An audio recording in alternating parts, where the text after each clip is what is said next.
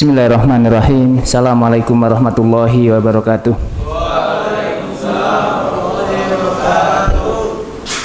Yang saya hormati pimpinan Pondok Modern Tazaka, para asatid Pondok Modern Tazaka, kemudian siswa kelas 6 yang berbahagia. Innal hamdalillah nahmaduhu wa nasta'inu wa nastaghfiruh wa na'udzu bihi min syururi anfusina wa min sayyiati a'malina may yahdihillahu fala mudhillalah wa may yudlilhu falan tajida lahu waliyan mursyida. Asyhadu an la ilaha illallah wahdahu la syarikalah wa asyhadu anna Muhammadan abduhu wa rasuluh. Allahumma salli wa sallim wa barik ala hadan nabiyil karim wa ala alihi wa ashabihi wa man tabi'ahum bi ihsan ila yaumiddin, amma ba'd.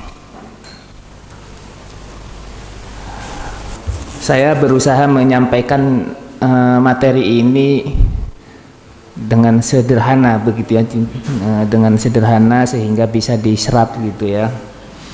Saya harus memulai, jadi untuk berbicara masalah hadis saya harus mulai dari hal awal-awal yang mungkin Anda juga sudah mengetahuinya. Jadi kita mulai dari sejarah hadis ya, hadis Rasulullah dari masa Nabi hingga lahirnya kitab-kitab hadis yang sudah sampai ke tangan kita, Sahih Bukhari, Sahih Muslim, Sunan Nabi Dawud, Musnad Ahmad bin Hanbal dan seterusnya. Itu bagaimana ceritanya? Karena mungkin di antara kita dulu gitu ya, ketika membaca hadis qala Rasulullah SAW kemudian matannya rawahul Bukhari, itu bayangan dulu waktu saya masih kecil, itu berarti Imam Bukhari itu connect langsung, bertemu langsung dengan Rasulullah. Padahal kan ada masa yang panjang dan ada silsilah kan begitu.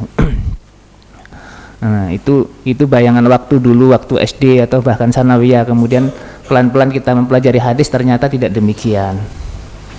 Gitu ya. Jadi sebelum masuk ke tema ini, kita masuk yang hal-hal yang mendasar sekali ya. Hadis secara bahasa itu hadis, itu jadid. Juga secara bahasa artinya al-kalam.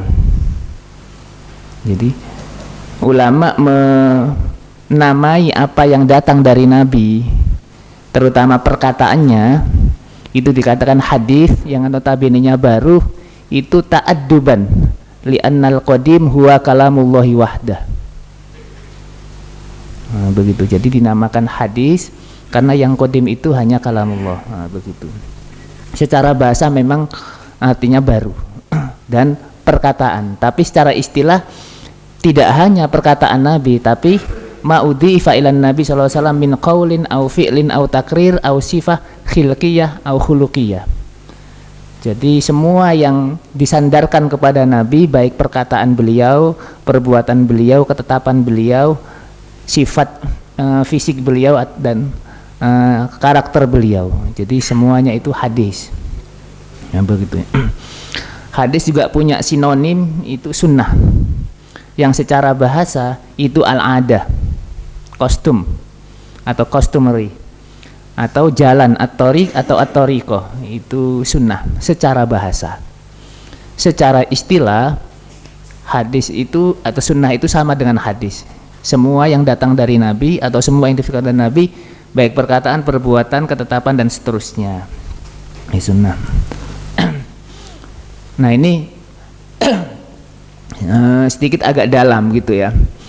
Para orientalis mereka itu menganggap bahwa mereka sudah mengakui sumber hukum Islam yang pertama itu Al-Quran, sumber hukum Islam yang kedua sunnah, tapi sunnah menurut mereka itu bukan sunnah sebagaimana yang kita pahami baru saja. Sunnah menurut mereka itu adalah kebiasaan pada zaman Nabi atau kebiasaan yang dilakukan Nabi dan dilakukan pada saat itu sunnah. Menurut mereka, menurut orientalis, sunnah itu sifatnya mengalir dan dinamis. Jadi ketika Rasulullah meninggal, apa yang ditetapkan, apa yang disepakati oleh generasi sahabat, itulah sunnah, yang bisa jadi ketetapan atau kebiasaan itu berbeda dengan apa yang ditetapkan oleh Nabi. Menurut mereka begitu.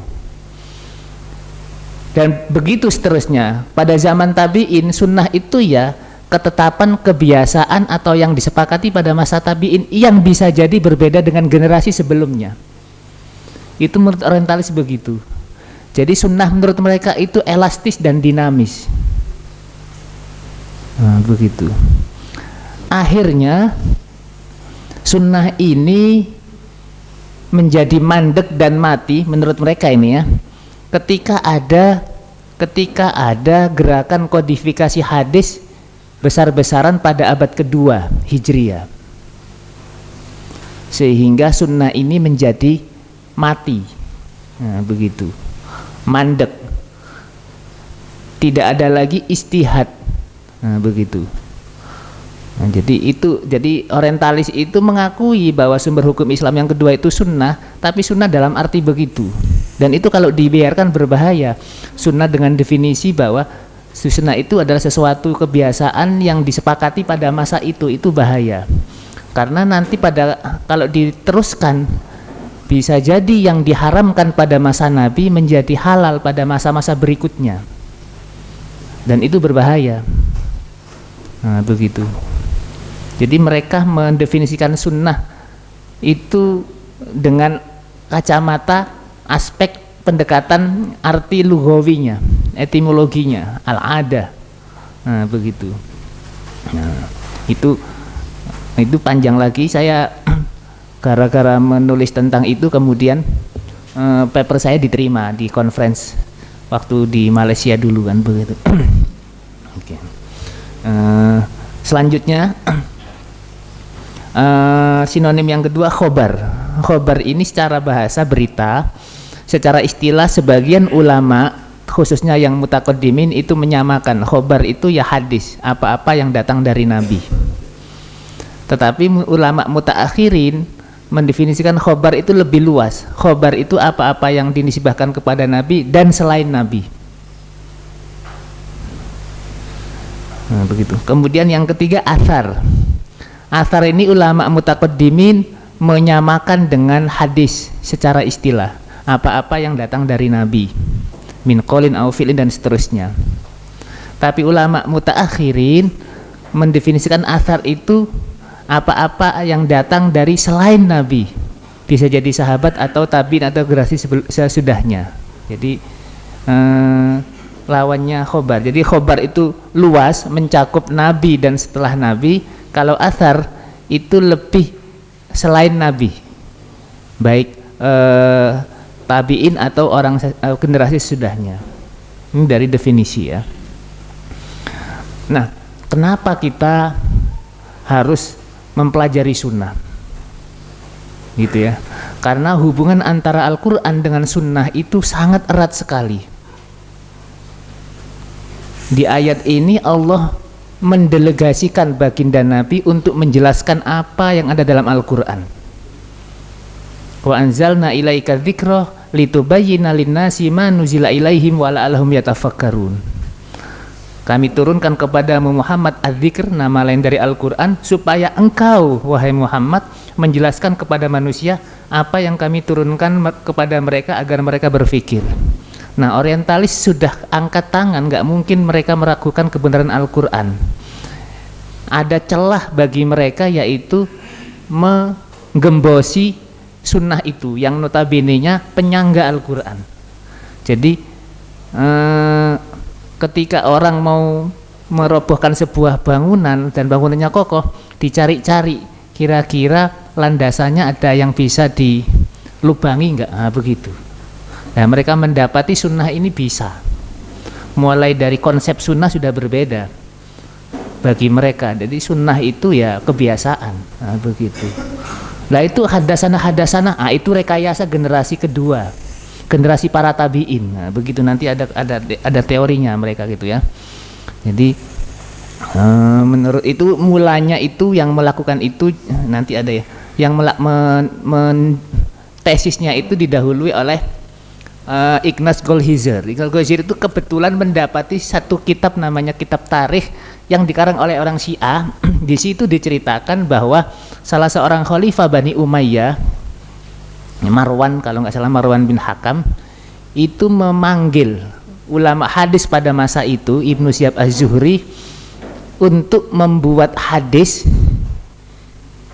palsu menurut dia kan begitu, yang isinya bahwa bepergian itu nggak harus ke tanah suci tetapi ke Masjid Aqsa. Hadisnya la tusaddur rihal illa fi salasin, masjid Mekah, kemudian Masjid Nabawi dan Masjidil Aqsa. Hadis itu menurut Ignaz Golhizer itu bukan perkataan Nabi, tapi hadis pesanan yang dibuat oleh Imam Az-Zuhri supaya orang-orang yang di Kufah dan sekitarnya, orang-orang yang di Syam dan sekitarnya tidak berangkat haji. Karena pada masa itu Mekah Madinah sudah dikuasai oleh pemberontak, yaitu Abdullah bin Zubair. Ini di sana sudah bukan wilayah saya, ini sudah dikuasai pemberontak Abdullah bin Zubair kan begitu. Kalau orang-orang haji di sana kemudian berbaiat, hilanglah suara saya kan begitu. Maka saya harus membuat hadis, tapi jangan saya, biar Zuhri saja kemudian meletakkan hadis bahwa bepergian itu ada sama, posisi Masjidil Aqsa itu sama dengan, kurang lebih sama begitu. Mudah-mudahan dengan hadis ini orang nggak menggebu-gebu lagi pergi ke haji, karena kalau pergi haji mereka balik memberontak kepada saya, ikut dikembosi oleh Ibnu Zubair, maka habislah kekuasaan saya ini. Nah, begitu. Itu kitab tarikh yang dibikin oleh orang Syiah. Kemudian gara-gara membaca itu Ignaz Golhizer kemudian berkesimpulan, oh jadi hadasana itu sebenarnya pesanan para penguasa yang menggandeng tangan para ulama hadis. Nah, begitu. Jadi Imam Az-Zuhri itu mencomot nama di atasnya sampai Rasulullah. Dia punya bukti yang yaitu kitab tarikh. Nah, begitu. Akhirnya mengeneralisir semuanya, berarti generasi ketiga dan sesudahnya, tabi'in sighar. Nah, begitu. Mereka berkesimpulan begitu. Hanya gara-gara menemukan itu. Akhirnya kan dibantah dan dibantai oleh para ulama, diantaranya Mustafa Sibai, kemudian Al-Zomi, yang begitu. Anda ini Ignaz Golhizer mau meneliti hadis, yang dibuka kitab sejarah, itu pun yang bikin orang Syiah. Anda tahu sendiri posisi orang Syiah terhadap Bani Umayyah, kan begitu. Nah, begitu. Ditunjukkan yang meliwatkan hadis itu bukan hanya Imam Az-Zuhri, tapi ada belasan bahkan puluhan ulama hadis yang setobaqoh, setingkat dengan Ibnu Zuhri, dan posisinya berada di luar Kufah rata-rata. Ada yang di Yaman, ada yang di Mesir, ada di tempat-tempat yang lain. Waktu itu belum ada WhatsApp, nggak mungkin ya Zuhri kemudian mau WA seluruh generasi di bawahnya, yuk bikin la tusaddur rihal. Nah, begitu. Anda bisa curiga dengan Ibnu Syihab kalau seandainya jalur hadis itu hanya Ibnu Zuhri dan nggak ada lagi orang yang ada di zamannya, tapi yang meriwayatkan itu banyak. Nah, begitu. Dan masa itu nggak mungkin Ibnu Syihab Az-Zuhri kemudian mengumpulkan kolega-koleganya, orang-orang muhadis untuk mengumpul jadi satu, begini nggak mungkin. Nah, begitu. Kemudian Ibnu Syihab Az-Zuhri saat itu umur 18 tahun pada saat Marwan menjadi khalifah itu, dan di sekitar Ibnu Syihab Az-Zuhri itu banyak ulama hadis juga. Apa ya, tinggal diam ulama-ulama itu. Nah, begitu. Tapi ya kemudian datang lagi orientalis mengembangkan tesisnya Ignaz Golhizer itu, akhirnya menjadi teori-teori lain. Nanti ada Joseph Sa, kemudian ada John Bull dan seterusnya itu. Ini sekedar ini saja ya, saya memantik Anda bahwa begitu tantangan studi hadis begitu. Jadi mengapa kita belajar hadis atau sunnah? Karena memang ini penyanggah. Jadi ibarat Al-Quran itu penyanggahnya itu hadis. Nah, kalau penyanggahnya itu dikeroposi maka jatuh juga, kan begitu. Nah, misalnya kita nggak tahu apa-apa tentang syariat ini. Banyak syariat ini yang kita ketahui gara-gara hadis. Kita tahu sholat subuh 2 rakaat, waktunya jam segitu, sholat kemudian sholat jamak takdim, jamak takhir, nggak ada di Al-Quran itu. Yang ada itu sholat khauf. Nah, gitu. Mungkin Anda sepanjang hidup ini nggak pernah sholat khauf, gitu kan, gitu kan, nah, gitu ya. Aku mau perang sama siapa kan begitu, nggak ada gitu. Nah, gitu. Sopo Jarwo sama Adit itu perang-perangan kan begitu, nah, begitu. Nah, begitu. Nah, gitu. Nah, nggak ada sholat jamak takdim, jamak takhir, nggak ada di Al-Quran, nggak ada. Ada di hadis. Nah, kalau kita nggak belajar hadis, kita nggak bisa sholat safar itu kan begitu. Dan banyak hal, nah, begitu kan. Zakat, punya sapi dizakati. Ketika sapi kita punya berapa ekor, punya kambing dizakati, punya unta dizakati. Ketika berapa ekor kan begitu. Nggak ada dalam Al-Quran, itu ada dalam hadis.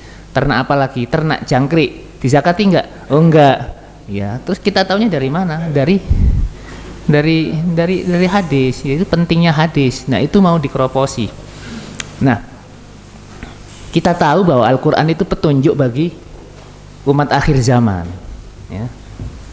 Jadi sebagaimana bunyi ayat, beberapa ayat ini, Syahrul Ramadan alladzi unzila fil Qur'an hudal linnas. Jadi Al-Quran ini sebenarnya bukan kitab orang Islam saja, hudal linnas, karena syariat yang dibawa oleh baginda Nabi ini universal untuk seluruh manusia. Makanya saya nggak setuju dengan buku-buku di SD itu kitab-kitab suci umat beragama, Injil, Kristen ini, oke yang itu. Tapi kalau Al-Quran bukan umat Islam, untuk seluruh manusia.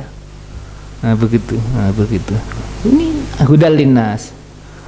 Nah, gitu kan.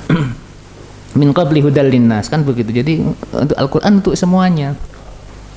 Nah, begitu. Taurat memang kitab-kitab sebelumnya itu untuk nabi-nabi sebelumnya itu memang diutus oleh Allah untuk kaum yang ada di masanya saat itu, kaumnya. Nah, begitu. Nah, mengapa manusia perlu petunjuk? Ini jawabannya panjang, tapi perlu gitu karena nanti untuk muqaddimah Islamic worldview sebelum Ustadz Hamid kesini, begitu ya. Nah, begitu. Mungkin kita dulu berandai-andai ya, gitu ya. Dalam Al-Quran ini, dalam Islam itu jelas. Kita ini hidup, kita ini dari mana, di dunia ini ngapain, dan kita mau kemana, jelas jawabannya. Nah, kalau untuk menjawab kita ini dari mana, dulu asal muasalnya, kita sudah bisa menjawab. Asal muasalnya kita ini dari Adam dan Hawa. Kemudian mendengar nama itu, kemudian ingatan kita langsung apa yang dulu pernah kita dengar waktu SD. Dulu Adam dan Hawa itu hidup damai di surga, iya kan? Ya Adamus kun anta wa zaujukal jannata wa kula minha ragadan haitsu syi'tuma wa la taqraba hadhihi syajarata fatakuna minadh dhalimin. Nah, begitu. Silakan nikmati seluruh buah yang ada di surga ini, apel, melon dan semuanya. Cuman ada satu buah saja jangan dekati, apalagi kamu makan. Nah, begitu. Tapi manusia itu kan sifatnya itu penasaran. Misalnya keluar dari mall, ternyata di kaca kita, di kaca mobil kita itu ada tulisan jangan dibaca. Itu kira-kira kita lempar langsung atau kita baca? Dibaca. Di grup WA gitu kan, hanya untuk ibu-ibu, bapak membaca juga kan begitu. Manusia itu penasaran kan begitu. Nah, penasaran kan disuruh memakan semua buah selain satu buah yang dilarang satu itu loh, ditelusuri juga kan begitu. Padahal ya ada durian, ada rambutan dan yang lainnya. Kenapa kok nggak yang itu saja begitu kan itu. Akhirnya kita kemudian sempat berandai-andai. Andai dulu Adam dan Hawa tidak memakan buah terlarang itu, kita ini hidup damai di surga sampai saat ini. Nggak mikir paketan gratis kemudian harus nyari wifi kan begitu. Ya, yang kuliah nggak mikir skripsi, yang baru nikah nggak mikir KPR, kan begitu. Wong di surga kok, kan begitu. Kenapa dulu kok Adam dan Hawa menghindari satu buah itu kok susah banget, kan begitu. Kan begitu kan kita sempat berandai-andai, kan begitu. Bahkan kalau kita juga sempat dapat informasi yang memakan buah pertama kali saat itu Hawa, kemudian Hawa merayu Adam untuk memakannya, kan begitu. Hawa sebelumnya dirayu oleh iblis, kan begitu.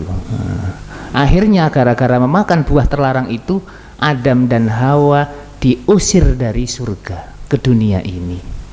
Itu kurang lebih yang sampai sekarang mungkin melekat dalam ingatan kita. Sebenarnya disadari atau tidak, informasi itu ada sedikit distorsinya.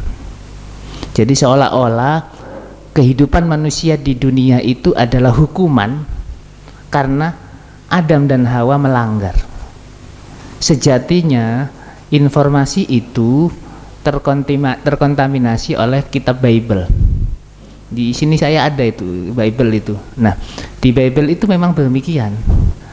Jadi Hawa digoda oleh iblis. Waktu itu iblis menyusup di tubuhnya ular yang berkaki. Kemudian Hawa tergoda, kemudian Hawa menggoda Adam. Singkat kata semuanya akhirnya karena melanggar diusir. Dalam keadaan mempunyai dosa, Adam dan Hawa itu terusir dari surga dalam keadaan menanggung dosa. Dan dosa itu turun-temurun. Setiap kali Adam anak cucunya itu lahir itu menanggung dosa itu. Bahasa gerejanya namanya original sin. Nah, begitu. Terus jadi bayi lahir jebret itu sudah punya dosa itu. Akhirnya Tuhan God idea. Punya ide Tuhan. I have to send my son and crush him to liberate human being from original sin. Saya harus mengutus anak saya dan saya salib dia untuk membebaskan manusia dari dosa warisan itu dan juga dosa-dosa yang lain. Akhirnya diutusnya anak Tuhan disalib itu. Konon Nabi Isa itu disalib exactly di atas kuburannya Nabi Adam dan darahnya mengalir. Sejak saat itu dosa manusia terdelete semuanya. Itu akidahnya orang Kristen. Apapun alirannya, termasuk aliran listrik. Nah, begitu. Nah, gitu ya. Jadi orang Kristen itu punya keyakinan bahwa Isa itu anak Tuhan yang diutus untuk menebus dosa manusia, termasuk dosa warisan itu. Semenjak saat itu kemudian manusia terdelete dosanya. Adapun manusia yang lahir dan datang setelah disalibnya anak Tuhan, cukup baginya meyakini bahwa Isa ini adalah penebus dosa. Yesus ini penebus dosa. Kalau sudah meyakini, dia akan dijamin masuk surga. Apapun tingkah polanya saat itu, setelah itu. Jadi Anda jangan tanya, George Bush menghabiskan orang satu Irak itu dosa atau enggak dosa. Tapi dia punya akidah, saya kan punya smart card masuk surga. Nah, begitu. Titit langsung buka pelangnya itu, nah, begitu. Nah, itu keyakinan begitu. Jadi jangan tanya mereka mau kumpul kebo, kumpul kerbau, kumpul monyet, mereka merasa dosa, tapi mereka sudah punya keyakinan itu. That is their own way of life. Itulah cara mereka memandang hidup. And as Muslim, we have our own life. Sebagai Muslim kita punya pandangan sendiri terhadap kehidupan ini, mengapa kita ada di dunia ini. Maka yang dari Bible yang sudah didistorsi itu kemudian dikoreksi dari Al-Quran. Koreksian pertama, satu koreksian ya, yang memakan buah terlarang itu memang Hawa digoda oleh iblis karena iblis diusir dari surga, nggak mau sujud menghormati Adam dan Hawa. Kemudian iblis minta permohonan kepada Allah supaya dipanjangkan usianya dia dan anak turunnya untuk menemani Adam dan akan menggoda Adam dan Hawa beserta cucunya, menemani dia di neraka, kan begitu. Dikabulkan permintaan itu. Nah, sesaat itu kemudian iblis melaksanakan aksinya, kan begitu, dengan menggoda Adam dan Hawa supaya memakan buah terlarang itu. Karena buah itu namanya khuldi itu kekal, justru dengan memakan buah itu mereka akan kekal. Nah, begitu. Nah, kalau dalam Bible yang memakan buah terlarang itu adalah Hawa dulu. Jadi dalam ajaran Bible itu Hawa, perempuan itu biang kerok dari diusirnya Adam. Kalau bahasa Arabnya itu perempuan itu aslul khoti'ah, beda tipis dengan iblis. Gara-gara dia Adam dan yang lainnya terusir dari surga, makanya orang-orang suci dalam gereja nggak mau nikah, karena perempuan itu aslul khoti'ah, ya diterjemahkan bebasnya asistennya iblis. Nah, begitu. Nah, dalam Al-Quran yang memakan buah khuldi itu kedua-duanya secara bersamaan. Jadi nggak ada kambing hitam kambing putih. Kalau dalam Bible perempuan kambing hitam. Ayatnya apa? Ayatnya nggak di sini. Ayatnya falamma dzaqas syajarata. Itu kalau nggak ada itu panjang ya. Falamma dzaqo huwa dzaqo huma dzaqo, kembali ke Adam dan Hawa. Jadi ketika keduanya memakan buah terlarang itu, falamma dzaqas syajarata badat lahuma sawatuhuma wa tafiqa yakhsifani alaihima min waraqil jannah. Ketika keduanya makan buah terlarang itu, kemudian tiba-tiba pakaian mereka terlucuti, kemudian mereka lari mencari daun surga untuk menutupi auratnya, itu kan begitu. Ya. Jadi ini koreksian pertama. Hawa dan Adam dan Hawa memakan secara bersamaan. Koreksian yang kedua, memang Adam dan Hawa bersalah saat itu. Tetapi dalam ayat di Al-Baqarah ini Adam dan Hawa fatalaqqa Adamu mir rabbihi kalimatin fataba alaihi. Jadi Adam itu melantunkan kalimat-kalimat permohonan ampun dan Allah fataba alaihi.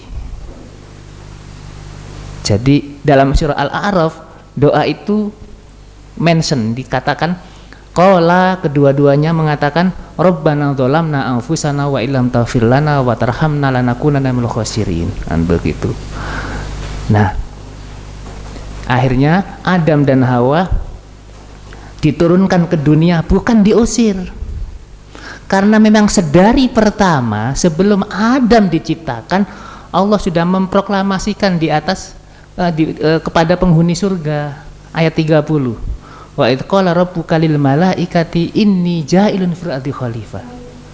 Jadi memang sedari pertama manusia itu diproyeksikan menjadi khalifah Allah di atas bumi. Sedari pertama. Nah, begitu ya. Adapun yang dialami Adam dan Hawa berupa godaan iblis itu semacam pelatihan training secara langsung. Apa hikmahnya? Biar mengalami langsung Adam dan Hawa ini betapa dahsyatnya godaan iblis. Karena kalau mengalami langsung itu berbeda dengan hanya katanya. Kamu kalau malam-malam jangan lewat dari sini ke desa sana lewat kuburan itu ya. Kenapa? Pokoknya serem deh, kan begitu. Kalau hanya katanya kan dia apa itu, kan begitu. Tapi kalau dia mengalami langsung malam-malam jam 10 lewat situ, terus ada perempuan main HP di atas nisan. Mbak, kok main HP di sini? Habis kalau di dalam sumuk mas, begitu. Gimana kamu kalau menyaksikan kayak gitu, gitu kan? Besok mau nggak jalan lewat situ, kan begitu? Mengalami langsung masalahnya, kan begitu. Sholat di atas sajadah seempuk apapun dan gambarnya itu adalah Ka'bah, itu berbeda dengan sholat langsung di depan Ka'bah. Melihat langsung beda. Anda lihat Siti Nurholisa di TV dengan Siti Nurholisa di depan mata sama-sama antri nyerahkan paspor, beda rasanya. Nggak kenal juga, enggak. Cuma oh ini Nurholisa ya gitu aja, saya mau ngapain lagi, kan begitu. Nah begitu, itu beda. Nah gitu. Jadi Adam dan Hawa mengalami langsung godaan itu, biar jadi pelajaran untuknya dan untuk anak cucunya ini. Dan itu diulang berkali-kali dalam Al-Quran. Klik nanti di Al-Quran, fasajadu illa iblis aba wastakbar, kan begitu. Itu diulang berkali-kali. Jadi kita ini anak cucunya biar tidak seperti pepatah, kulit lupa sama kacangnya. Saya balik pun nggak ada yang ngoreksi, begitu. Biar nggak ngantuk itu. Jadi jangan sampai seperti kacang lupa sama kulitnya, begitu loh. Gitu. Sengaja saya balik tadi itu. Begitu. Jadi kita ini diulang-ulang begitu. Dan Al-Quran indahnya meskipun diulang-ulang, tapi nggak bosen. Karena yang di sini misalnya ya, aba wastakbara wa kana minal, di sini apa di al-ba wa kana minal kafirin. Nanti Al-A'raf dijelaskan apa kafirin. Kenapa nggak mau dong, saya senior dia junior, khalaqtani min nari wa khalaqtahu min tin. Nanti di tempat lagi juga ada kan begitu. Jadi diulang-ulang tapi angle-nya beda-beda. Nggak bosan kita dengarkannya. Beda kalau kita ngasih dongeng ke anak sebelum tidur, terus kok ceritanya itu saja, anak itu jadi nggak bisa ngantuk kan begitu. Saya tiap malam sebelum tidur itu nyeritain anak saya juga, cuman kehabisan juga kalau tiap malam kan. Jadi kadang-kadang itu sama, cuman beda aktornya aja. Si ini berangkat ke sekolah ketemu dompet, kemudian nggak berani buka, diserahkan ke gurunya. Malamnya besok lagi nanti ganti orang, sama-sama nemu dompet juga. Anak saya bisa nanti nggak mau buka kan, kemudian diserahkan ke satpam kan gitu. Gitu. Jadi hafal dia alurnya itu, kayak alurnya sinetron Indosiar kan begitu. Pokoknya penutupnya lagunya Rosa, Aku Menangis itu. Iya. Jadi petunjuk kenapa kita mempelajari Al-Quran, karena memang Al-Quran itu pedoman hidup kita, itu manual kita. Kalau kita beli barang elektronik nggak bisa mengoperasikannya, maka yang harus kita buka dulu adalah buku manualnya, jangan semuanya dipencetin. Nah, begitu ya. Nah, kalau Anda masih ingat pelajaran Usuluddin kelas 1 dulu KMI di bukunya Pak Zar. Nah, petunjuk Allah kepada manusia itu bertahap. Pertama insting. Ini untuk manusia dan hewan. Ya, untuk manusia dan hewan. Manusia untuk bisa survive di dunia ini dikasih petunjuk insting, dan ini bayi yang baru-baru lahir itu menggunakan ini. Jadi pempesnya penuh, instingnya nyuruh dia nangis, dia haus, intisnya nyuruh nangis, ibunya datang begitu. Ini sama dengan hewan. Ada burung kemudian kita mau tangkap, itu instingnya nyuruh dia terbang. Nah, seiring berjalannya waktu manusia itu panca inderanya juga dijadikan petunjuk juga. Nah, begitu ya. Nah, ini sama dengan manusia dengan hewan. Bahkan ada hewan yang inderanya itu lebih tajam daripada kita. Anjing, kemudian kucing gitu kan. Itu kalau ada ikan asin gitu, kucing lebih tahu daripada kita. Nah, begitu. Nah, gitu. Atau anjing juga begitu, untuk baca itu lebih. Nah, tapi manusia ini kan khalifah Allah. Dan Al-Quran berjanji, walaqad karramna bani Adam wa hamalnahum fil barri wal bahri. Maka dia diberi petunjuk yang tidak diberikan kepada makhluknya yang lain. Petunjuk itu adalah reason, akal. Dengan akal ini manusia berpikir dan menemukan banyak hal. Melihat capung, pikir-pikir, akhirnya jadi pesawat terbang. Ngelihat cacing, nggak punya mata tapi bisa jalan kemana-mana, jadi kereta bawah tanah. Cacing itu nggak punya mata tapi bisa kemana-mana. Tapi kalau cacing itu punya mata nggak bisa kemana-mana, tiap hari gini terus. Tapi nggak bisa juga, dia nggak punya tangan. Nah, begitu. Itulah akhirnya kita sampai pada kesimpulan Rabbana ma khalaqta hadza batila. Kenapa ada nyamuk? Kalau nggak ada nyamuk, itu nggak ada autan, nggak ada apapun. kan begitu, nggak ada bayar semuni kan begitu. Berapa orang kaya gara-gara ada utang? Seandainya gak ada nyamuk gimana kan begitu. Nah, begitu. Jadi kalau ada nyamuk Anda ikhlaskan saja, saya mau donor darah. Nah, begitu saja. Insya Allah kalau dihadapi dengan tenang Anda tidur dengan nyenyak. Nah, begitu. Nah, kalau nyamuk nggak boleh gigit, terus dia mau minum apa? Nah, begitu. Toh dalam semalam nggak habis setengah liter, nggak ada kan begitu. Ikhlaskan saja, akan itu membawa ketenangan selama dalam tidur kan begitu. Tapi akal ini terbatas pengetahuannya. Akal manusia dengan akalnya itu sudah sampai pada kesimpulan di sana ada Tuhan yang patut disembah, manusia itu. Tapi how to deal with God, bagaimana berinteraksi dengan Tuhan, akal manusia bertabrakan satu sama yang lain, berbeda. Menurut akalnya si A, kalau berinteraksi dengan Tuhan cukup tiap pagi itu ngambil tusuk sate, dibakar, dikasih asap, tancapkan di pot depan rumah, selesai. Nah, begitu. Kata akalnya sih, masa Tuhan dikasih asap? Kasihlah buah apel, ayam dan seterusnya, taruh di bawah pohon. Menurut akalnya yang sisi, masa Tuhan dikasih makanan di bawah pohon? Belum sempat dimakan Tuhan, dimakan sama anak kecil itu. Terus di mana? Ya taruhlah di pantai sana, dihanyutkan, nanti Tuhan leluasa di sana kan begitu, dan seterusnya. Jadi berbeda pendapat. Sama manusia dengan akalnya sudah sampai pada kesimpulan di sana ada kehidupan setelah kehidupan ini. Cuman bagaimana hakikatnya itu manusia berbeda. Kalau hanya sampai akalnya, mayat saja ini setelah mati mau diapakan? Bingung manusia. Ada kata orang Mesir itu diawetkan, nah, gitu, dibalsem. Nanti dibalsem kemudian berbeda lagi, pakai balsem remasan atau balpirik kan begitu. Nah, begitu.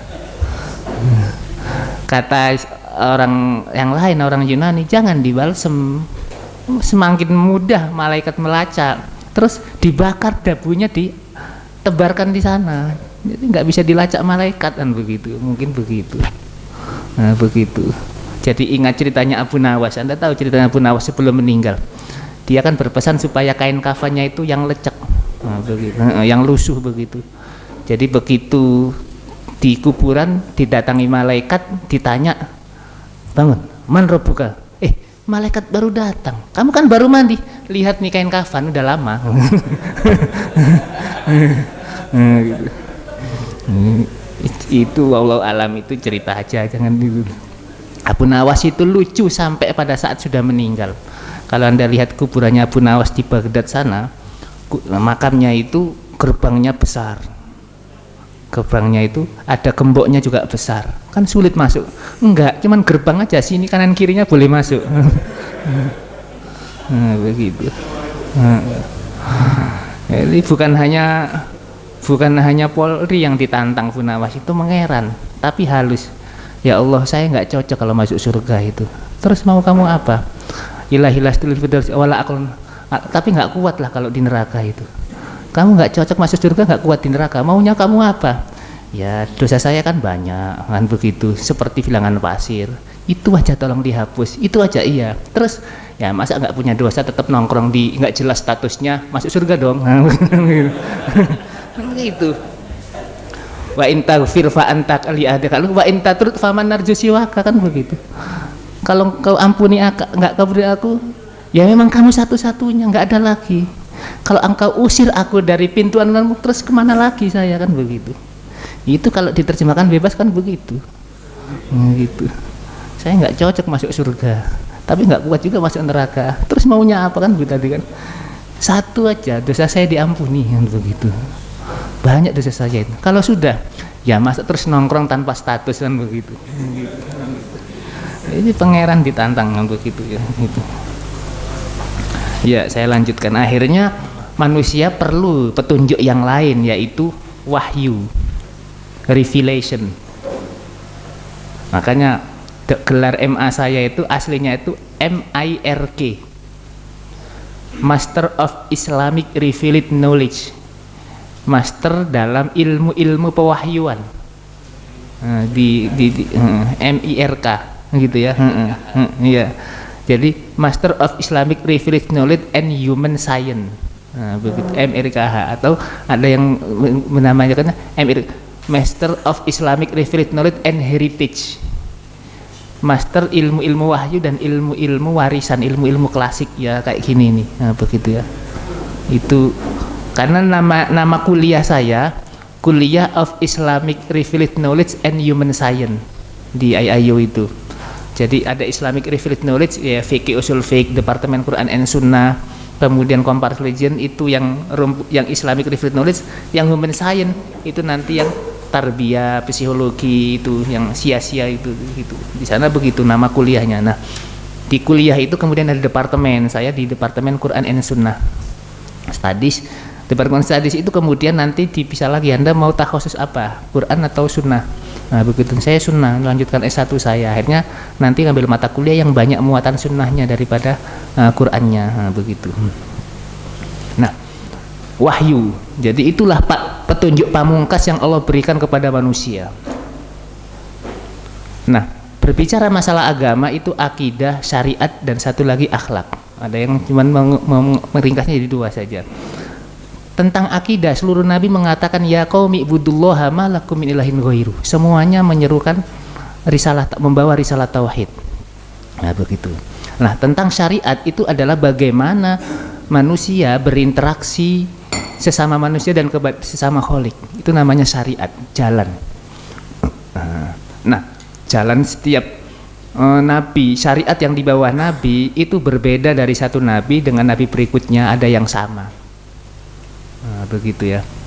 Dan setiap nabi itu diberi mukjizat untuk membuktikan bahwa memang dia utusan Allah. Nah, begitu. Nah, kalau kita memperhatikan mukjizat para nabi sebelum nabi akhir zaman, itu hanya bisa disaksikan oleh kaumnya, orang yang hidup pada masa itu. Tongkat Nabi Musa, Nabi Ibrahim, semuanya itu hanya bisa disaksikan oleh kaumnya. Kita tahu informasinya dari Al-Quran. Kalau Quran nggak ngasih tahu, kita nggak tahu. Itu mengindikasikan dan menunjukkan bahwa risalah yang di bawah nabi-nabi sebelum nabi akhir zaman itu lokal dan temporal, hanya untuk kaumnya saja. Nah, begitu. Hanya untuk kaumnya saja. Nah, begitu. Nah, begitu Allah ingin menjadikan syariah di atas dunia ini forever dan universal, maka Allah memberi mukjizat kepada nabi akhir zaman ini, satu mukjizat yang tidak hanya bisa disaksikan oleh orang yang hidup pada masa nabi saja, tetapi mukjizat itu bisa disaksikan oleh orang sesudahnya hingga kiamat nanti, dan itulah mukjizat Al-Quran yang sampai sekarang tantangannya masih berlaku. Wa in kuntum fi raibin mimma nazzalna ala abdina fa'tu bi suratin mimithli. Awalnya disuruh bikin satu Al-Quran, di Quran yang lain nggak bisa. Fa'tu bi asri suwalin, 10 surat nggak bisa. Fa'tu bi suratin mimithli, bikin seperti satu surat dalam Al-Quran, seperti Al-Kautsar silahkan, seperti Al-Asri, wad'u syuhada'akum min dunillahi in kuntum shodiqin. Nggak bisa. Ini menunjukkan bahwa risalah yang dibawa nabi akhir zaman itu universal dan untuk selama-lamanya. Nah, orang Yahudi itu secara tauhid dalam tanda petik itu benar hanya mengesahkan Allah, tapi dari segi syariat dia meyakini syariat Nabi Musa itu nggak boleh digantikan. Bagi dia syariat Nabi Musa itu universal. Jadi orang Yahudi itu nggak mau menerima nabi sesudahnya. Nah, begitu. Jadi akidahnya orang Yahudi itu begitu. Jadi syariat Nabi Musa, Taurat itu adalah untuk selama-lamanya. Logika mereka lah, Tuhan sudah mengutus Nabi Musa dengan Tauratnya.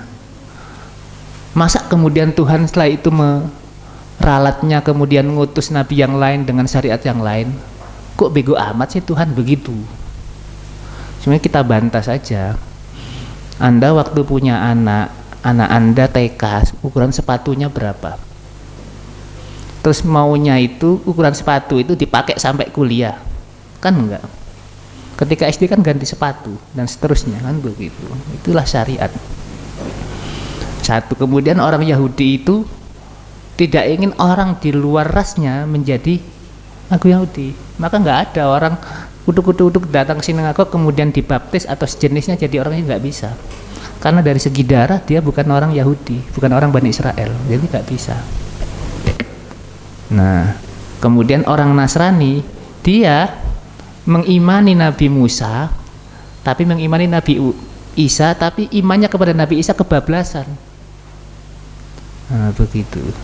Datang Nabi akhir zaman mengoreksi semuanya. Makanya hubungan Al-Quran dengan kitab-kitab sebelumnya, musaddiqal lima baina yadayhi wa muhaiminan alaihi, membenarkan yang masih benar jika ada dalam Taurat dan Injil yang masih benar, tapi muhaiminan alaihi, menjadi patokan jika ada pertentangan antara Al-Quran dengan kitab sebelumnya, yang jadi patokan yang terakhir itu. Nah, begitu ya. Nah, jadi dalam konteks umat akhir zaman, petunjuk kita itu adalah Al-Quran dan Sunnah. Dan dalam banyak ayat Allah menegaskan kul atiullah war rasul, atiullah rasul, dan banyak. Jadi nggak bisa kita hidup dengan Al-Quran saja, karena sejatinya Al-Quran itu penjelasannya global dan nanti dirinci oleh hadis. Nah, 3 pola hubungan Al-Quran dengan hadis. Yang pertama, hadis sebagai penegas, sunnah muakkidah lil Quran. Kemudian hadis sebagai penjelas. Kemudian istiqlalu sunnah bitasyri. Contoh hadis sebagai penegas, ayat-ayat yang menyuruh kita sholat, puasa dan seterusnya itu ditegaskan dengan hadis bunyal islamu ala khamsin. Bukan hanya ayat-ayat ibadah saja, masalah etika, ayat-ayat yang menyuruh kita supaya jujur dan seterusnya, berbakti orang tua, itu juga diperkuat dengan hadis Nabi bunyal islam ayul a'malu habban ilallah dan seterusnya, dan begitu. Hubungan yang kedua, hadis sebagai penjelas Al-Quran. Dalam kapasitasnya sebagai penjelas Al-Quran, ada kalanya hadis itu memerinci yang global, seperti tata cara sholat, kemudian bagaimana mengeluarkan zakat, melaksanakan haji, itu ada dalam hadis perinciannya. Kemudian yang kedua, menjelaskan yang samar. Ada ayat-ayat Al-Quran yang tidak bisa difahami secara literal, baru setelah Nabi menjelaskan bisa difahami. Seperti ayat alladzina amanu wa lam yalbisu imanahum bidzulmin. Dzulmun di situ adalah bukan kedoliman atau orang melakukan dosa. Jadi makna literal dari ayat ini adalah orang yang nanti mendapat keamanan pada saat hari kiamat itu adalah orang yang beriman dan tidak mencampurkan keimanannya dengan perbuatan dosa. Itulah yang akan mendapat keamanan. Begitu mendengar ayat ini turun, sahabat-sahabat, ayyuna la yadlim ya Rasulullah, siapa dari kita yang nggak pernah berbuat dosa ya Rasulullah, kalau begitu kita nggak dapat keamanan di akhirat kelak. Kemudian beliau menjelaskan laisa dzulmul huna huwa ladina ta'nuna bihi. Dzulm di sini bukan seperti yang Anda angan-angan, kan Anda bayangkan. Dzulmun di sini adalah asyirku. Alam tasma' qaulal abdi sholih ya bunayya la tusyrik billah inna syirka la dzulmun adzim. Jadi dzulmun di sini adalah kesyirikan, dan itu penjelasan dari Nabi. Kalau Rasulullah nggak menjelaskan, orang bisa salah paham, sahabat bisa salah paham. Itu fungsi yang selanjutnya, taudihu muskilhi taqyidu mutlaqihi. Jadi ayatnya, pencuri laki-laki, perempuan, begitu mencuri, potong tangannya yang sampai mana? Sampai sikut, sampai sini dan seterusnya, nggak ada. Nah, hadis kemudian mengikat tangannya itu dari mifsol, kan begitu. Kemudian mengkhususkan yang umum. Ayat ini mengharamkan seluruh bangkai. Tapi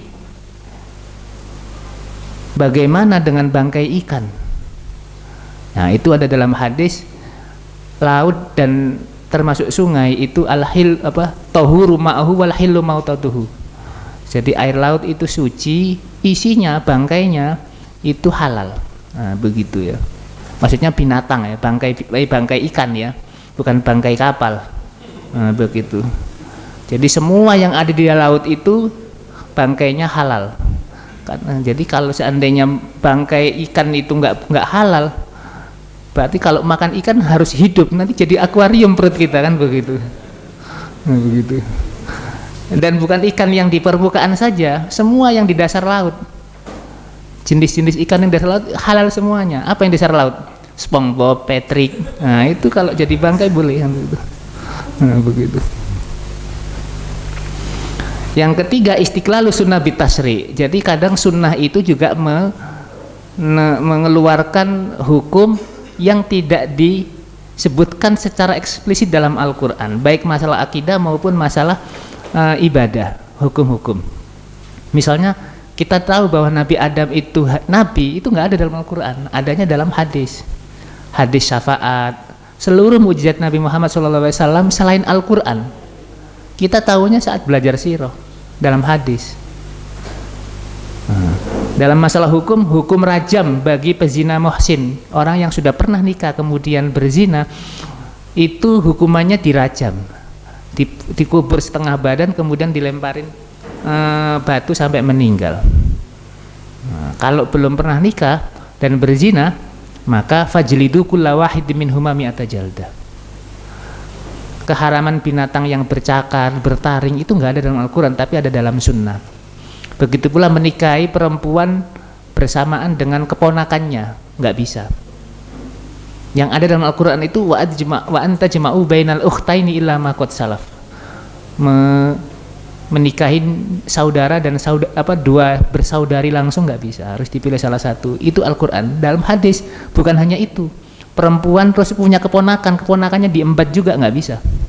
Nggak bisa. Nah, begitu. Harus dipilih salah satu. Istiqlal itu nggak ada dalam Al-Quran, tapi ada dalam hadis. Saya baru mau bercerita sejarah hadis Nabi yang tadi pembukaan.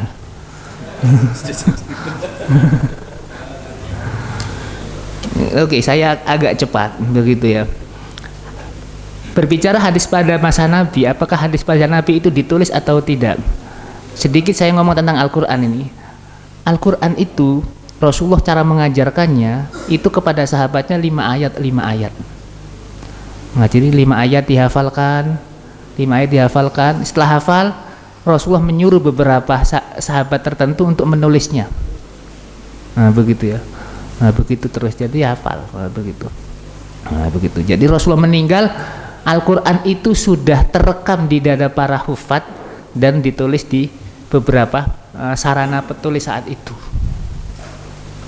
Dan setiap Ramadan malaikat Jibril itu turun untuk menata ulang apa yang turun selama 1 tahun ini. Jadi Rasulullah itu deres di hadapan malaikat, kemudian malaikat ini diletak, ayat ini taruh di surat ini, ayat ini diletakkan ini begitu selama masa kenabian. Jadi di Ramadan terakhir di mana Rasulullah meninggal, setelah itu malaikat Jibril turun 2 kali. Dan satu-satunya sahabat yang menemani Rasulullah di saat itu adalah Zaid bin Sabit. That is why beliau diangkat oleh Khalifah Abu Bakar sebagai lajnah, ketua lajnah pengumpulan Al-Quran. Nah, begitu. Beliau bukan hanya hafid, bukan hanya katibul wahyi, tapi beliau yang menemani Rasulullah di arad yang kesani di Ramadan terakhir itu. Makanya Al-Quran yang kita terima sekarang itu awalnya bukan Iqra, meskipun Iqra itu yang pertama kali turun kepada Nabi, tapi awalnya Al-Fatihah. Itu dari mana tata itu? Datang dari langit. Malaikat Jibril menyampaikannya secara pelan-pelan. Ini di sini. Jadi Al-Quran itu, kata Muhammad Abdullah Darros, pakar Al-Quran dari Mesir, dulu di Sorbonne, kemudian di Al-Azhar, kemudian ke Sorbonne. Beliau punya buku yang bagus sekali, An-Nabaul Azim. Jadi Al-Quran itu seperti puzzle. Waktu di Lauhil Mahfudnya sudah utuh, turun kepada Nabi itu secara sesuai dengan kondisi saat itu. Setiap Ramadan ditata, kemudian turun lagi secara acak dalam tanda petik. Ramadan berikutnya ditata lagi sampai kemudian selama hampir 23 tahun itu. Jadi adik-adik kalau ditanya nanti Anda pulang, ditanya Anda waktu itu kan nanti insya Allah pulang ditanya, Ustadz kenapa Al-Quran yang kita baca sekarang kok awalnya Al-Fatihah terakhir An-Nas, padahal yang diterima Nabi pertama kan Iqra kan begitu, yang terakhir apa ayat yang terakhir? Wattaqu yauman turja'una fihi ilallah kan begitu. Tapi kenapa kok terakhirnya An-Nas? Jawabannya begitu ya. Karena tidak semua santri bahkan dosen IAIN nggak paham dengan pertanyaan yang sangat sederhana. Mengapa Quran turunnya itu yang pertama Iqra, tapi yang kita baca di awal Al-Quran sekarang itu Al-Fatihah? Jawabannya tadi. Nah, itu ya. Oke, saya sekarang ke sini lagi. Hadis pada masa Nabi apakah sudah ditulis? Ada beberapa riwayat di mana Rasulullah melarang sahabatnya untuk menulis hadis beliau. Di antaranya la taktubu anni wa man kataba anni ghairul Qur'an falyamhuhu. Saya nggak baca semuanya. Kemudian tapi ada beberapa riwayat di mana Rasulullah membolehkan sahabatnya untuk menulis hadis beliau. Nah, bagaimana mengkompromikan dua kubu hadis ini? Di satu sisi Rasulullah melarang, tapi di sisi itu kok membolehkan, nah, begitu. Jadi intinya larangan itu terjadi di awal-awal Islam karena ada kekhawatiran percampuran antara Al-Quran dengan hadis. Tapi setelah sahabat bisa membedakan mana Al-Quran dan hadis dan nggak menulisnya dalam satu lembaran, maka diperbolehkan untuk menulis hadis-hadis beliau. Jadi sekali lagi hadis-hadis beliau itu sudah ditulis pada saat Rasulullah masih hidup, meskipun mayoritas sahabat mempunyai daya hafal yang kuat dalam mengingat hadis beliau, tapi sudah ada penulisan itu dilakukan oleh beberapa sahabat. Fakta yang kelihatan mata adalah Piagam Medina itu ditulis. Kemudian Rasulullah hijrah ke Medina, beliau menulis, bukan beliau sendiri yang menulis, beliau mengirim surat ke raja-raja sekitar Jazirah Arab saat itu, dan itu ditulis, kan begitu. Ini adalah data-data yang menunjukkan betapa beberapa sahabat itu menulis hadis. Enggak saya bacakan ya. Kita langsung misalnya ini apa? Abu Hurairah. Kanat sohaifu hadis Abu Hurairah masyhura. Nah, begitu. Jadi Abu Hurairah yang notabene-nya hafalannya kuat juga punya lembaran-lembaran hadis. Nah, sejarah itu, sejarah penulisan hadis Nabi itu bisa dibaca di kitab-kitab ini. Ada kitab yang Turos Taqyidul Ilmi, Al-Kifayah fi Ilmi Riwayah, kemudian Jami'u Bainil Ilmi wa Fadli dan seterusnya. Ini yang Turos yang sebelah sini, As-Sunnah Qabla Tadwin termasuk kitab muasir. Kemudian Tawthiqus Sunnah fi Fil Qarnisani Al-Hijri juga muasir, Al-Hadis wal Muhaddisun juga muasir, tapi yang ini Tabaqat Ibnu Sa'ad itu termasuk kitab Turos. Artinya kalau Anda ingin tahu sejarah hadis lebih detail bisa membaca kitab-kitab ini dan bisa di-download. Nah, ini kita fokus ke satu misalnya, satu sampel bahwa sahabat Rasulullah itu sudah menulis hadis-hadis beliau. Di sini adalah riwayat dari Abu Hurairah. Saya langsung terjemahkan saja bahwa ada seorang sahabatnya Abu Hurairah namanya Umayyah Ad-Domiri ya. Suatu hari Umayyah Ad-Domiri ini menuturkan hadis di hadapan Abu Hurairah. Kemudian Abu Hurairah sempat menyangkal, yang kamu sebut tadi itu hadis atau tidak? Loh, hadis wahai Abu Hurairah, saya itu dapatkan dari kamu. Sebentar, kalau hadis yang kamu tuturkan itu dapat dari saya, fahuwa maktubun indi. Akhirnya Umayyah Ad-Domiri ini kemudian ditarik tangannya, diajak ke rumahnya Abu Hurairah, dan ternyata di rumahnya Abu Hurairah yang sederhana itu banyak catatan hadis.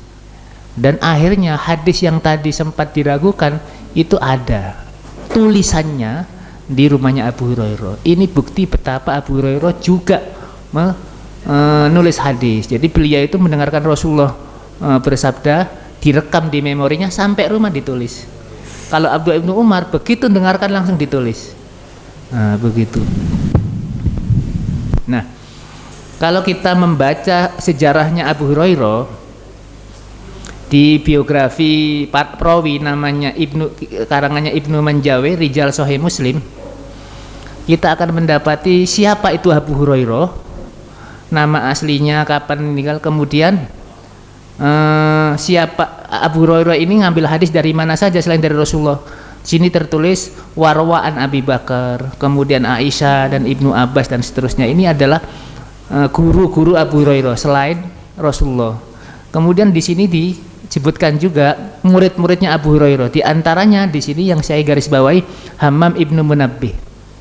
Ini seorang tabi'i. Jadi di sini rata-rata para tabi'i. Nah, di antara muridnya Abu Hurairah namanya Hammam ibnu Munabbih. Nah, menariknya Hammam ibnu Munabbih ini adalah murid Abu Hurairah yang juga punya catatan hadis.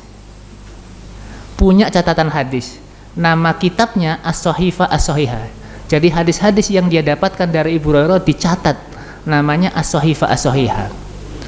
Dan yang menemukan manuskrip dan sekaligus meneliti Sahifa As-Sahihah ini seorang ulama hadis dari India yang domisili di Prancis, namanya Dr. Hamidullah. Dr. Hamidullah. Nah, kemudian jadi buku dan bisa kita download sekarang. Nah, semenjak ditemukannya As-Sahifa As-Sahihah, karya Hammam ibnu Munabbih yang notabene-nya murid Abu Hurairah, semua tuduhan orientalis yang mengatakan bahwa hadis itu adalah rekayasa ulama pada abad kedua itu terbantahkan. Karena Hammam ini murid Abu Hurairah. Dan ada buktinya, karena selama ini mereka berani menuduh begitu karena nggak ada bukti. Mana kalau hadis itu diriwayatkan dari Rasulullah, ini buktinya. Jadi semuanya kemudian tertampar oleh Muhammad Hamidullah. Muhammad Hamidullah ini sampai meninggal belum nikah, beliau menguasai 100 lebih bahasa asing dan banyak orang mu'alaf di tangannya. Nah, begitu. Jadi tuduhan orientalis bahwa hadis Rasulullah itu dihafal baru ditulis pada abad kedua itu terbungkam dengan ditemukannya Sahifa As-Sahihah karya Hammam ibnu Munabbih ini. Nah, kalau kita membaca biografi Hammam ibnu Munabbih, kita akan mendapati siapa saja muridnya, di antaranya Ma'mar bin Rashid. Di antara muridnya di sini dijelaskan, di sini gurunya Abu Hammam ini adalah Abu Hurairah. Maka kalau ada hadis misalnya Abu Hurairah bawanya Hammam, yang ittisalu syarat enggak? Oh iya, karena di data perawi ada. Nah, begitu ya. Nah, ternyata Hammam ini juga punya murid tentunya, dan muridnya itu diantaranya Ma'mar bin Rashid. Uniknya Ma'mar bin Rashid juga punya catatan hadis, namanya Jami' Ma'mar.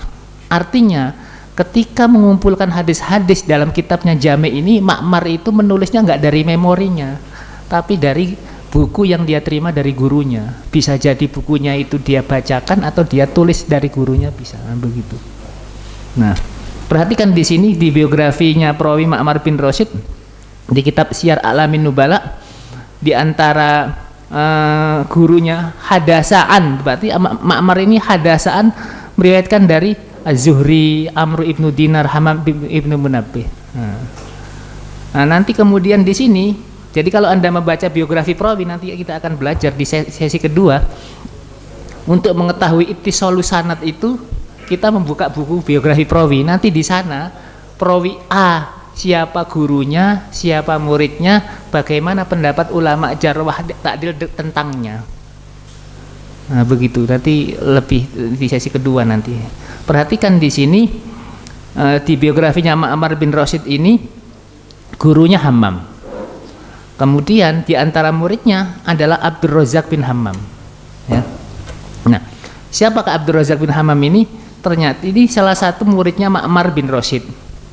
Nah, menariknya Abdul Razak ini juga punya kitab hadis namanya Musannaf. Artinya ketika menulis hadis-hadis di Musannafnya, Abdul Razak ini salah satu referensinya adalah kitab dari gurunya, yaitu Ma'mar tadi. Nah, begitu ya. Nah, kalau kita membaca biografi Abdul Razak, kita akan mendapati di antara muridnya adalah Ahmad bin Hambal. Ahmad bin Hambal itu yang punya Musnad Ahmad bin Hambal, yang beliau juga seorang madhab fikih, madhab Hambali. Nah, begitu. Jadi Ahmad bin Hambal ketika menurut musnadnya itu sekian ribu hadis itu nggak dari memorinya, dari kitab-kitab yang dia terima dari gurunya. Nah, begitu. Nah, dan Ahmad bin Hambal ini itu gurunya Abu Dawud. Jadi kalau kita baca buku Sunan Abi Dawud itu ada Haddatsana Ahmad bin Hambal, karena memang gurunya. Maka banyak hadis-hadis yang ada di Sunan Abi Dawud juga ada di Ahmad bin Hambal. Hadis-hadis Ahmad bin Hambal itu juga ada di Musnad Abdul Razak. Hadis-hadis yang ada di Musnad Abdul Razak ada di seterusnya. Nah, ini gimana mengecilkannya? Ini ada maktabah Samila nggak di laptop ini ya? Ada nggak? Nggak ada ya? Yang ini ada kasus. Ada ya? Oh, nah. Nah, ini sini. Nah, pakai ini kalau ada program yang lebih baru, Ustaz. Ini pada maktabah Samila. Oh gitu ya. Langsung klik deh. Oke. Apa yang ini? Baca ini. Tunas ya. Oh ya, ini. Enggak mau juga. Coba yang ini ya. Tunas ya. Mana ini sini. Coba. D. Dari situ kali mukanya.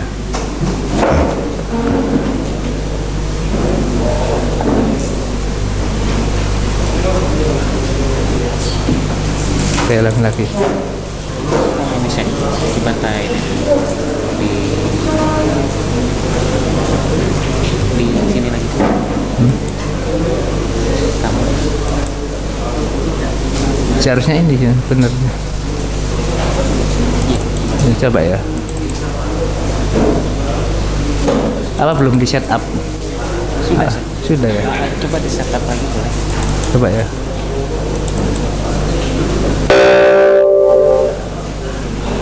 Atau di Iya, yes, ini coba ini. Udah ini kayak. Udah di setup dulu ini. Oke, sudah ya. Oke. Coba lihat dulu sih. Takutnya nggak ada isinya. Mana? Yang ini.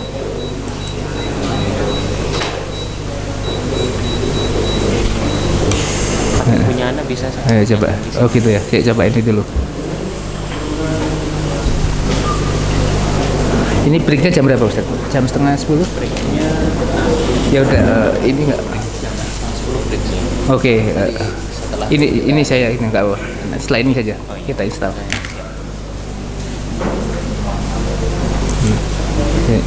Oke, saya lanjutkan slide saya dulu sebentar. Mana tadi? Iya.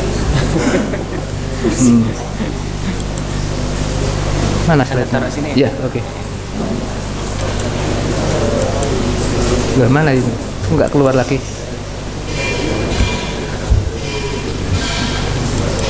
Gimana ini? Slide-nya ini? Ini. Yang ini. Oh ini ya. Nah, ini. Oh iya, oke. Ya, saya lanjutkan sedikit lagi untuk yang sesi pertama ini. Oh, nggak mau.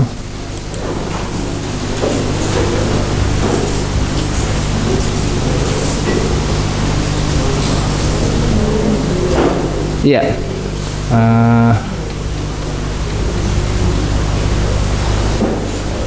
Jadi setelah itu kodifikasi pada masa Umar bin Abdul Aziz, ya, pada abad kedua kodifikasi pada Umar bin Abdul Aziz. Nah, kodifikasi itu bukan menulis sesuatu yang baru dari kepala, bukan. Kodifikasi itu mengumpulkan dari yang tercecer. Itu yang dilakukan oleh Umar bin Aziz waktu beliau menjadi khalifah. Jadi beliau tahu banyak koleksi hadis di karangan ulama ini yang terkoleksi secara individu. Kemudian sudah mulai banyak hadis-hadis palsu yang mulai tersebar. Nah, beliau seorang khalifah sekaligus ulama dalam bidang hadis, kemudian mengeluarkan dekrit supaya hadis-hadis ini dikumpulkan, dikodifikasi, kemudian disebarkan.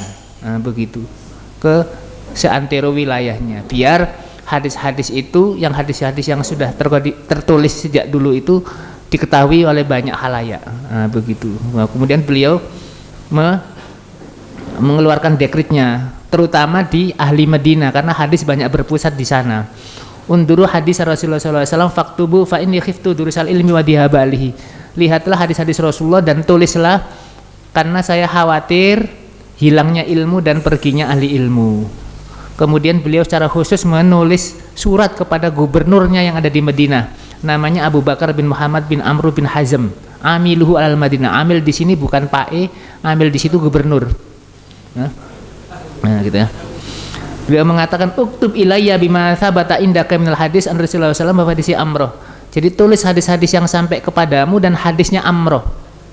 Siapa itu Amroh? Amroh itu adalah bude, tantenya sang gubernur. Dan Amroh itu adalah muridnya Aisyah. Dan Aisyah termasuk minal mukthirin fil hadis. Banyak riwayatannya Aisyah itu begitu. Jadi begitu istilahnya. Beliau juga menyuruh Imam Ibnu Syihab dan yang lainnya supaya mengumpulkan hadis-hadis itu. Jadi at-tadwin ar-rasmi lil hadis memang kodifikasi secara resmi hadis pada masa Umar bin Abdul Aziz, tetapi taqyidul ilmi wa hifdhihi fi suhuf wal riqaq wal idam faqad marasahu sahabah fi, jadi sudah pada masa sahabat. Jadi jangan gagal faham atau ikut narasi hadis itu dihafal dan dihafal baru ditulis pada abad kedua, tidak. Hadis itu sudah ditulis dan terkoleksi secara individu, baru kemudian pada abad kedua itu dikodifikasi. Nah, begitu. Karena kalau hadis itu dihafal, maka berhasillah apa yang selama ini diframe oleh orientalis. Mereka ingin hadis itu mengalami seperti apa yang dialami oleh Bible, yang ditulis sekian puluh atau bahkan ratus tahun setelah Nabi Isa diangkat. Sehingga Bible itu pun Bible itu nggak ada, yang di dalam agama kita sanad nggak ada. Nah, makanya ada pertentangan antara satu dengan yang lain dan nggak ada sanad. Begitu. Nah, kita ini di agama kita ini dilebihkan oleh Allah ada namanya sanad. Nah, begitu ya, sanad.